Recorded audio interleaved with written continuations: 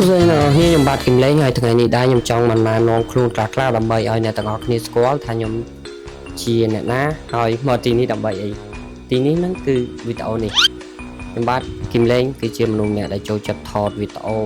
ថតរូបភាពដែលអ្នកស្គាល់ខ្ញុំមួយចំនួនគាត់ដឹងហើយថាខ្ញុំចូលចិត្តថតវីដេអូហើយនឹងរូបភាពបែបណាប៉ុន្តែអ្វីដែលខ្ញុំមិនចូលចិត្តនោះគឺការថតខ្លួនឯងហើយថ្ងៃនេះដែរខ្ញុំមកជំនះខ្លួនឯងដោយការព្យាយាមនិយាយមុខកាមេរ៉ាសម្រាប់ចែកជូនទៅដល់អ្នកទាំងអស់គ្នាបានទស្សនាប៉ុន្តែនិយាយនេះគឺនិយាយទាំងភ័យហើយសង្ឃឹមថាអ្នកទាំងអស់គ្នាអធិស្ឋានបើសិនជានិយាយទៅតាក់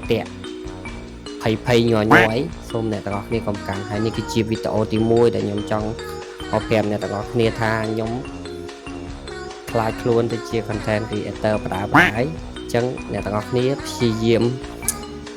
ទទួលស្គាល់ខ្ញុំមួយហងថាជា content creator ដៃថ្មីហើយសង្ឃឹមថាអ្នកនរគ្នាចូលចិត្តហើយនឹងស្រឡាញ់រាប់អានខ្ញុំហើយអ្នកនរគ្នាមួយញ័រដៃសង្ឃឹមថាអ្នកនរគ្នាជួយចុច like នៅលើវីដេអូខ្ញុំមួយផងហើយ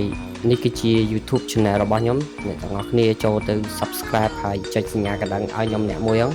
ហើយនេះក៏ជា page ថ្មីរបស់ខ្ញុំដែរបងគឹមលេង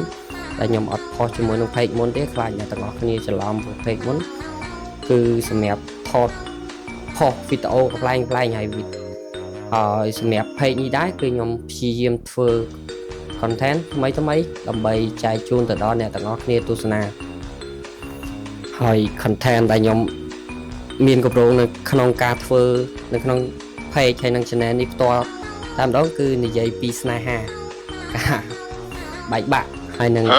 អ្នកទាំងអស់គ្នាមាននឹង set អីចង់ឲ្យខ្ញុំនិយាយអ្នកទាំងអស់គ្នាអាច comment បានខ្ញុំនឹងយក comment អ្នកទាំងអស់គ្នាមកចែកម្លែកជូនបងប្អូនយើងដែលបានទស្សនាបន្តទៀត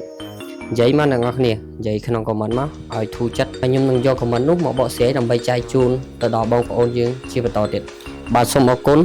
ចំពោះការទស្សនាវីដេអូនេះរហូតមកដល់ទីបញ្ចប់ហើយនឹងឲ្យសង្ឃឹមថាពួកយើងនឹងជួបគ្នានៅវីដេអូក្រោយៗទៀត